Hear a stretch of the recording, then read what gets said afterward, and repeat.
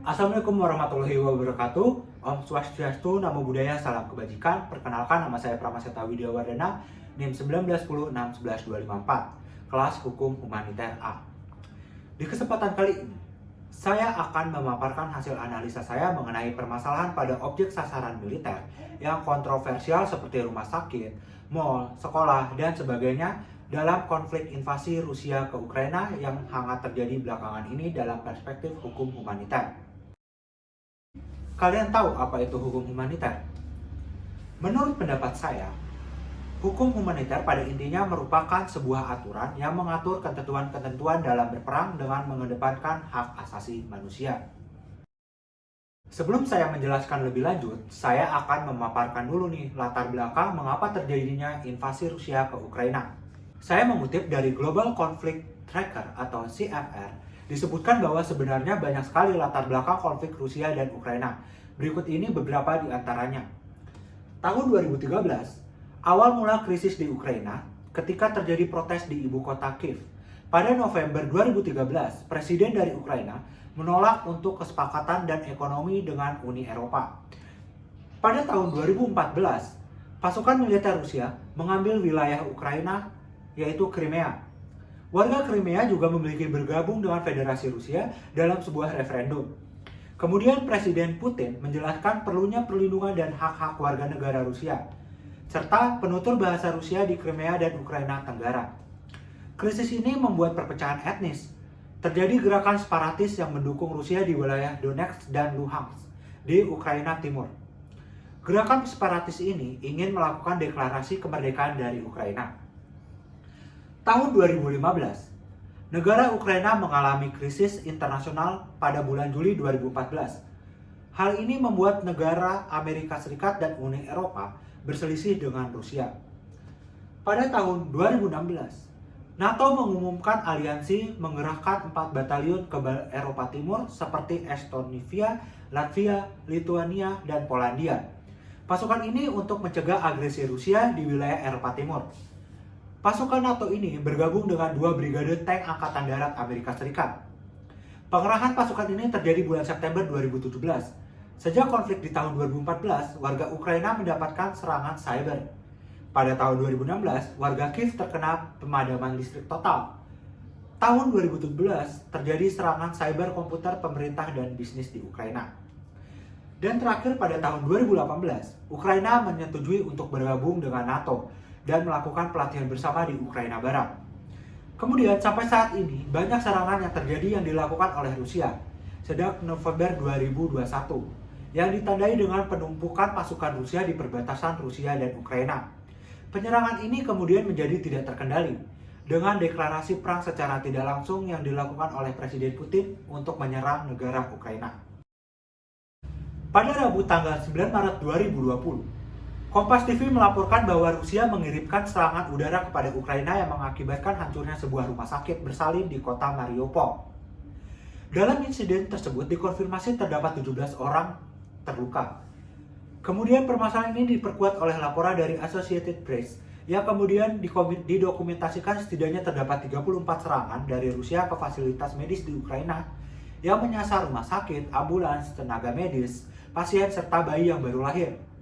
Pihak Associated Press juga menyaksikan langsung dampak dari serangan mematikan tersebut kepada warga sipil seperti banyaknya anak-anak yang tidak bersalah menjadi korban jiwa, warga sipil yang terkena ledakan dan tertimpa puing-puing, dan puluhan mayat warga sipil yang tergeletak di jalan raya. Dengan melihat dari kasus yang saya jelaskan sebelumnya, menurut pandangan saya, Rusia telah mengabaikan adanya prinsip distinction atau pembeda. Prinsip ini merupakan salah satu prinsip yang membedakan atau membagi penduduk dari suatu negara yang sedang berperang. Dalam prinsip pembeda, terdapat 2 subjek dan 2 objek yang telah dikategorikan, yaitu untuk subjek itu sendiri terdapat penduduk sipil dan kombatan. Penduduk sipil merupakan subjek yang tidak boleh diserang dan dijadikan target dalam peperangan. Sedangkan kombatan merupakan pihak yang turut andil dalam berperang sehingga diperbolehkan untuk diserang. Kemudian, untuk objek terdapat objek-objek sipil dan sasaran-sasaran militer. Objek-objek sipil ini terdiri dari fasilitas-fasilitas umum yang digunakan oleh penduduk sipil, sehingga tidak boleh diserang oleh kombatan seperti rumah sakit, sekolah, pusat pangan, tempat ibadah, dan sebagainya. Sedangkan sasaran-sasaran militer merupakan objek yang boleh diserang oleh kombatan seperti pangkalan perang.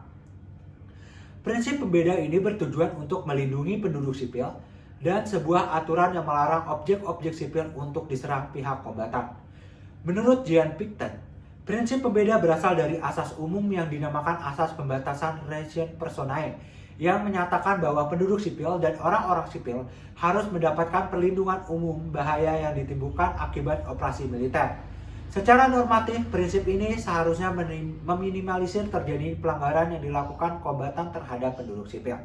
Maka dari itu, penjelasan di atas diketahui bahwa Rusia telah melanggar ketentuan dalam Konvensi Jenewa 4 1949, yang di dalamnya lebih fokus membahas mengenai perlindungan hukum yang berhak diterima oleh penduduk sipil beserta objek-objek sipil di dalamnya.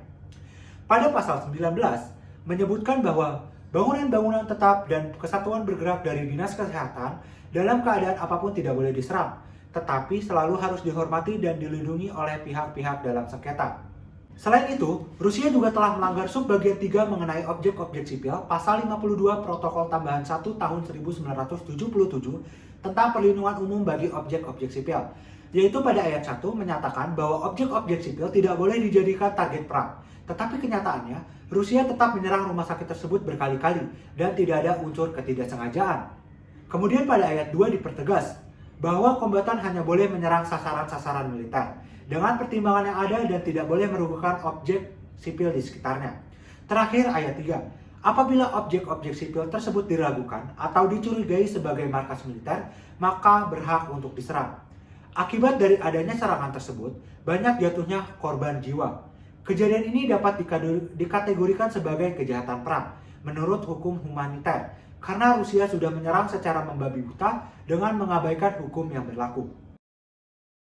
Dalam kasus ini, akibatnya Rusia dikenai sanksi khusus oleh beberapa negara, antara lain yang pertama, negara-negara Uni Eropa melarang seluruh perusahaannya untuk berdagang dan berinteraksi dengan Rusia di sektor teknologi. Hal ini berdampak pada kemunduran perkembangan teknologi Rusia karena pasokan teknologi Rusia bersebagian besar dari negara Uni Eropa. Yang kedua, negara Amerika Serikat yang membatasi akses internet yang berasal dari Rusia, sehingga menyebabkan informasi dari Rusia mengalami keterlambatan yang drastis. Yang ketiga, negara Inggris membekukan aset 2 bank terbesar Rusia dan memblokir perusahaan-perusahaan Rusia untuk berbisnis di negara Inggris. Dan masih terdapat beberapa negara yang memberikan sanksi khusus kepada negara Rusia. Sekian video analisa saya mengenai invasi Rusia ke Ukraina berdasarkan prinsip, norma, dan ketentuan dalam hukum humaniter sebagai pemenuhan nilai ujian akhir semester genap. Saya ucapkan terima kasih.